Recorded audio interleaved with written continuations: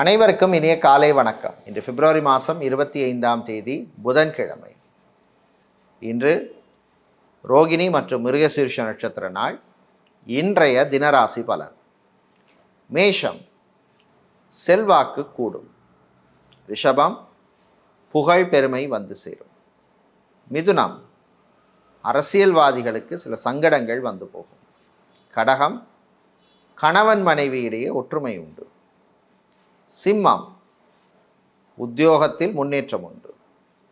கன்னி, மாணவர்களுக்கு நன்மையான நாள். துலாம், சந்திராஷ்டமம் இருப்பதனால் வேலை, உத்தியோகம், தொழிலில் கவனம் தேவை. விருச்சிகம், செலவுகள் கூடும். தனுசு, சகோதர வழியிலே நன்மை உண்டு. மகரம்,